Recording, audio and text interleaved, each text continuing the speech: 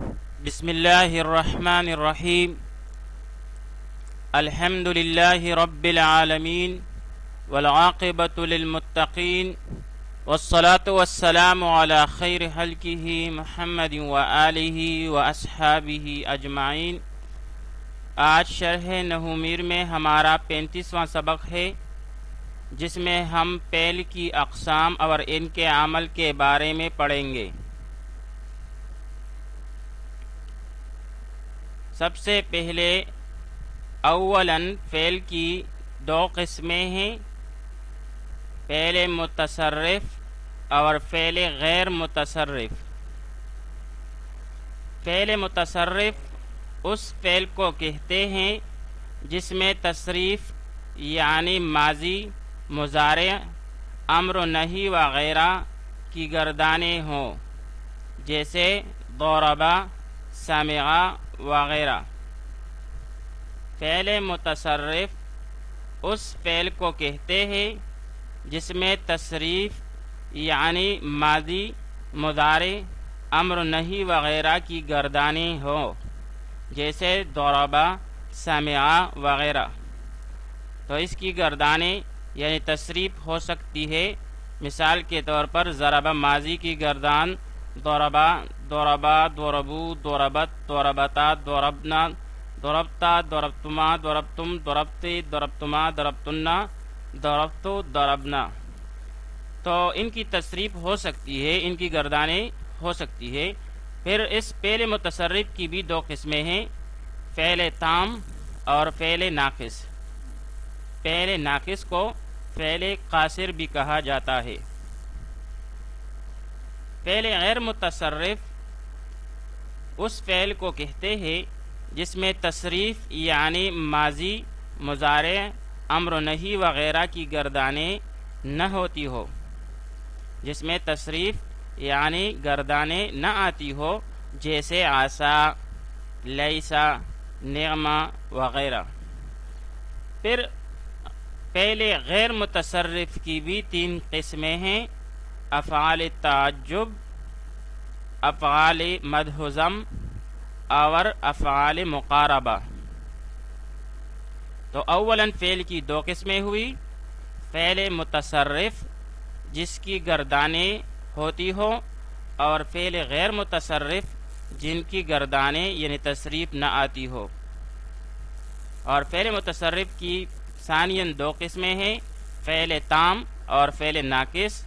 اور اسی طرح فعل غیر متصرف کی بھی تین قسمیں آتی ہے، افعال تعجب، افعال مدح و ذم اور افعال مقاربہ۔ فعل متصرف کی اقسام۔ فعل متصرف کی دو قسمیں ہیں، فعل تام اور فعل ناقص۔ فعل تام اس فعل کو کہتے ہیں جس میں نسبت حدوث فعل کی نسبت فاعل کی طرف مفید ہوتی ہے، جس میں فعل کی نسبت فاعل کی طرف مفید ہوتی ہے، جیسے جلس زید، زید بیٹا۔ پھر معنوی طور پر مفعول کے حاجت مند ہونے اور نہ ہونے کے اعتبار سے فعل تام کی دو قسمیں بنتی ہے، فعل لازم اور فعل متعدی۔ فعل متصرف کی دوسری قسم فعل ناقص اس فعل کو کہتے ہیں جس میں فعل کی نسبت حدوث فعل کی نسبت یعنی فعل کی نسبت فاعل کی طرف اس وقت تک مفید نہ ہو جب تک دوسرا کلمہ ساتھ نہ ملایا جائے، جیسے کانا زید عالما۔ یہاں پر کانا فعل ناقص ہے، کیونکہ اس کی نسبت زید کی طرف اس وقت تک مفید نہیں ہوگی جب تک اس کے ساتھ عالما نہ لگایا جائے۔ پھر فعل تام کی بھی دو قسمیں ہیں، فعل لازم اور فعل متعدی۔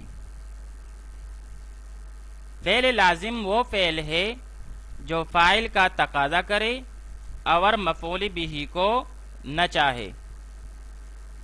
فعل لازم وہ فعل ہے جو فاعل کا تقاضا کرے اور مفعول بہ کو نہ چاہے، جیسے قام زیدن، زید کھڑا ہوا۔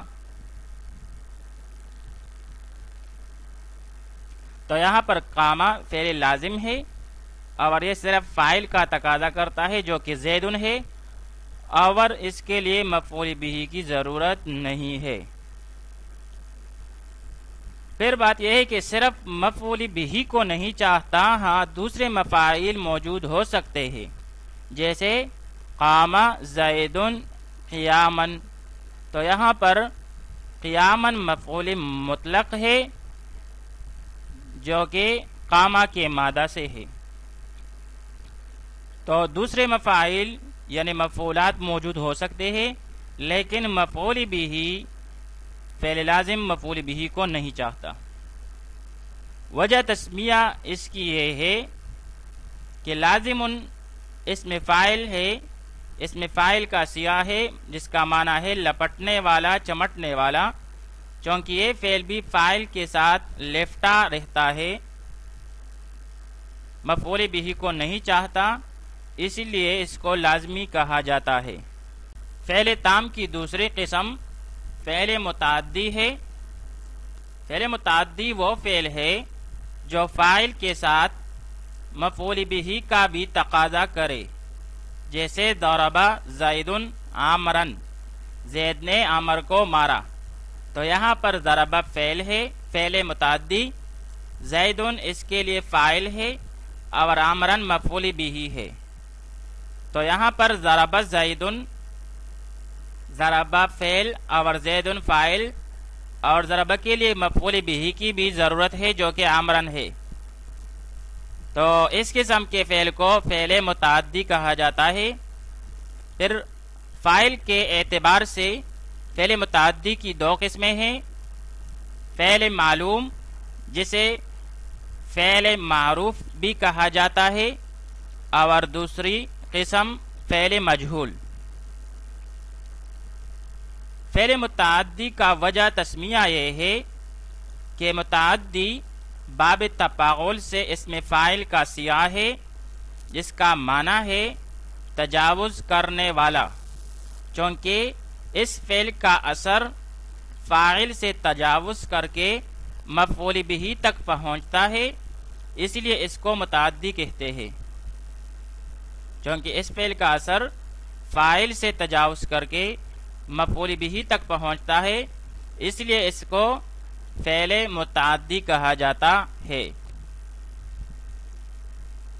تو ہم نے بتا دیا کہ فعل متعدی کی دو قسمیں ہیں، فعل معلوم جسے فعل معروف بھی کہا جاتا ہے، اور فعل مجہول۔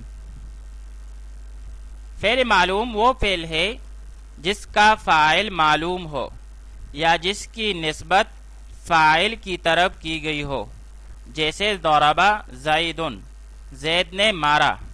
تو اس میں مارنے والا معلوم ہے جو کہ زید ہے، ضرب فعل ہے اور زید اس کی فاعل ہے، تو ضرب کی نسبت فاعل کی طرف ہوئی ہے، تو اس قسم کے فعل کو فعل معلوم کہا جاتا ہے۔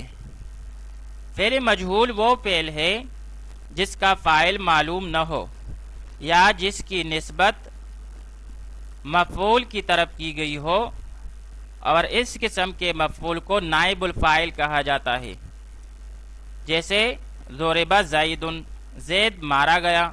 تو اس میں معلوم نہیں کہ زید کو کس نے مارا، تو ضرب فعل مجہول ہے۔ اب ہم ان افعال کے عمل کے بارے میں پڑھیں گے۔ سب سے پہلے فعل لازم کا عمل۔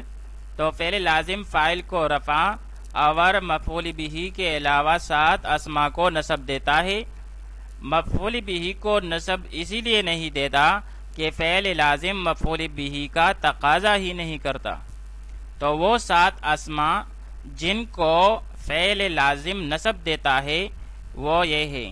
سب سے پہلے مفعول مطلق، جیسے قام زید قیاما، کھڑا ہوا زید، کھڑا ہونا۔ تو یہاں پر قام فعل ہے، زید فاعل ہے، اور قیاما مفعول مطلق منصوب ہے۔ مفعول فیہ جیسے سمت یوم الجمعۃ، میں نے جمعہ کے روز روزہ رکھا، تو یہاں پر یوم منصوب ہے مفعول فیہ۔ مفعول ماہو جیسے جاء البرد والجبات، وہ یہاں مع کے معنی میں ہے، یعنی مع الجبات، تو یہاں پر مع جو ہے یہ مفعول ماہو منصوب ہے۔ اسی طرح فعل لازم مفعول لہو کو بھی نصب دیتا ہے، جیسے قمت اکراما لزید، میں زید کے اکرام کے لیے کھڑا ہوا، تو یہاں پر اکرامن جو ہے مفعول لہو ہے اور منصوب ہے، قمت فعل لازم ہے۔ اسی طرح حال کو بھی نصب دیتا ہے، جیسے جاءنی زید راکبا، زید میرے پاس آیا اس حال میں کہ وہ سوار تھا، تو یہاں پر جاء فعل نون وقایہ کا یا مفعول بھی، زید فاعل اور راکبا حال ہے، تو یا زید ذوالحال اور راکبا حال ہے، تو یہاں پر راکبا حال جو ہے یہ منصوب ہے جاء فعل لازم کی وجہ سے، جاء فعل لازم نے اس کو نصب دیا ہے۔ اسی طرح وہ تمیز جو فعل کی نسبت سے ابہام کو دور کر دے، جیسے طاب زید نفسا، زید ازرو نفس اچھا ہے، تو یہاں پر طابہ فعل لازم ہے اور نفسا تمیز ہے جو کہ منصوب ہے۔ اسی طرح مستثنی جیسے جاءنی القوم الا زیدا، آئی میرے پاس قوم مگر زید نہیں آیا، تو یہاں پر زیدن مستثنی ہے اور منصوب ہے جاء فعل لازم کی وجہ سے۔ فعل متعدی کا عمل، فعل متعدی فاعل کو رفع اور مفعول مطلق، مفعول فیہ، مفعول لہو، مفعول ماہو، حال، تمیز اور مستثنی کے علاوہ مفعول بھی کو بھی نصب دیتا ہے، کیونکہ فعل متعدی مفعول بھی کا تقاضا کرتا ہے، اور جب جملہ میں مفعول بھی آئے گا تو یہ اسے بھی نصب دے گا۔ فعل مجہول کا عمل، فعل مجہول فعل متعدی والا عمل کرتا ہے، فرق صرف اتنا ہے کہ فعل مجہول فاعل کے بجائے مفعول بھی، جسے نائب الفاعل بھی کہا جاتا ہے، یا مفعول ما لم یسمى فاعلہ، تو اسے رفع دیتا ہے۔ فعل مجہول فاعل کے بجائے مفعول بھی یعنی نائب الفاعل کو رفع دیتا ہے، جیسے ضرب زید، تو یہاں پر ضرب فعل مجہول ہے اور زید نائب فاعل ہے جو کہ مرفوع ہے۔ تو اب تک ہم نے فعل کی جو اقسام پڑھی اس کا احاطہ۔ فعل کی اولاً دو قسمیں ہیں، فعل متصرف جس کی گردانیں کی جا سکتی ہو، اور فعل غیر متصرف جس کی گردانیں نہیں کی جا سکتی ہو۔ فعل متصرف کی دو قسمیں ہیں، فعل تام اور فعل ناقص۔ فعل تام وہ فعل ہے جس میں فعل کی نسبت فاعل کی طرف مفید ہو، کسی دوسرے اسم کی ضرورت نہ ہو، جیسے جلس زید۔ اور فعل ناقص وہ فعل ہے جس میں فعل کی نسبت فاعل کی طرف مفید نہ ہو جب تک اس کے ساتھ دوسرا اسم نہ لگایا جائے، جیسے کان زید، تو جب تک اس کے ساتھ عالمن نہ لگائیں گے تو اس کا نسبت مفید نہیں ہوگا، کان زید عالم۔ پھر فعل تام کی بھی دو قسمیں ہیں، فعل لازم اور فعل متعدی۔ فعل لازم وہ فعل ہے جو صرف فاعل کا تقاضا کرے اور مفعول بھی کی ضرورت اسے نہیں ہوتی، جیسے قام زید۔ اور فعل متعدی وہ فعل ہے جو فاعل اور مفعول بھی دونوں کا تقاضا کرے، جیسے ضرب، یعنی ضرب زید عمرا، تو ضربہ فاعل اور مفعول بھی دونوں کا تقاضا کرتا ہے۔ پھر فعل متعدی کی بھی دو قسمیں ہم نے بیان کی، فعل معلوم یا فعل معروف جس کی نسبت فاعل کی طرف ہو، جیسے ضرب زیدن میں ضربہ، اور فعل مجہول جس کی نسبت مفعول کی طرف کی گئی ہو، جیسے ضرب زیدن مارا گیا زید، تو یہاں پر زیدن نائب الفاعل ہے۔ فعل غیر متصرف جن کی گردانیں نہ کی جا سکتی ہو، اس کی تین قسمیں ہیں، افعال مقاربہ، افعال مدح و ذم اور افعال تعجب، اور ان پر ہم الگ سے ویڈیو بنائیں گے۔ ترجمہ اور ترکیب کریں۔ ارسلہ معنا غدا، آپ اس کو کل ہمارے ساتھ بھیج دیجئے۔ ارسلہ، ارسل اس میں فعل امر ہے، اس میں انتا کی ضمیر نکالیں گے جو کہ ضمیر مستتر واجب الاستتار ہوگی اور اس کے لیے فاعل بنے گا۔ ارسلہ میں ہو ضمیر منصوب متصل محلن منصوب ہے، مفعول بھی بنے گا۔ ماغنا، ماغا ظرف ہے، مضاف ہے، اور اس کی اضافت ہوئی ہے نا ضمیر متکلم کی طرف جو کہ ضمیر مجرور متصل ہے، یہاں پر محلن مجرور ہے اور مضاف الیہ بنے گا ترکیب میں۔ یہ دونوں مضاف اور مضاف الیہ مل کر مفعول فیہ اول ہو جائے گی، کیونکہ اس کے بعد غدا آیا ہے جو کہ منصوب بالفتح لفظاً ہے، اور یہ مفعول فیہ ثانی بن جائے گی۔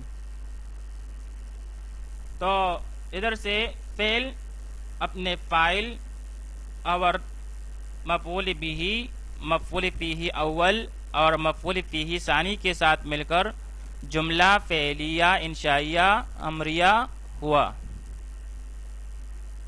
اذکروا اللہ ذکرا کثیرا، اللہ تعالی کا خوب ذکر کرو۔ اذکروا فعل امر، اس میں واو ضمیر بارز اس کا فاعل، لفظ اللہ منصوب بالفتح لفظاً، یہاں پر مفعول بھی، ذکراً کثیرا، ذکراً منصوب بالفتح لفظاً موصوف، کثیرا منصوب بالفتح لفظاً صفت۔ یہاں پر اذکروا فعل آیا ہے اور ذکراً یہاں پر موصوف ہے، ذکراً کثیرا موصوف صفت مل کر یہ مفعول مطلق بن جائے گی اذکروا فعل کے لیے، کیونکہ ذکراً کا مادہ اذکروا فعل ہی کے مادہ سے ہے۔ اذکروا فعل اپنے فاعل اور مفعول بھی اور مفعول مطلق، یعنی فعل اپنے فاعل اور تمام مفاعل کے ساتھ مل کر جملہ فعلیہ انشائیہ امریہ ہوا۔ انی رأیت احد عشر کوکبا، بے شک میں نے 11 ستارے دیکھیں۔ انی، ان حرف از حروف مشبہ بالفعل، اور اس کے آخر میں جو یا آیا ہے ضمیر واحد متکلم محلن منصوب اس کا اسم بنے گا۔ ان اسم اور خبر کو چاہتا ہے تو باقی اس کے لیے خبر بنے گی۔ رأیتو فعل، اس میں تو ضمیر مرفوع متصل ضمیر بارز اس کا فاعل، احد عشرہ یہ مبنی بر فتحہ عدد مبہم ممیز، کوکبن منصوب بالفتح لفظاً تمیز، میز اور تمیز مل کر مفعول بھی ہوا رأیتو فعل کے لیے۔ رأیتو فعل اپنے فاعل اور مفعول بھی کے ساتھ مل کر جملہ فعلیہ خبریہ ہو کر انا کی خبر ہو جائے گی۔ پھر انا اپنے اسم اور خبر کے ساتھ مل کر جملہ اسمیہ خبریہ ہوا۔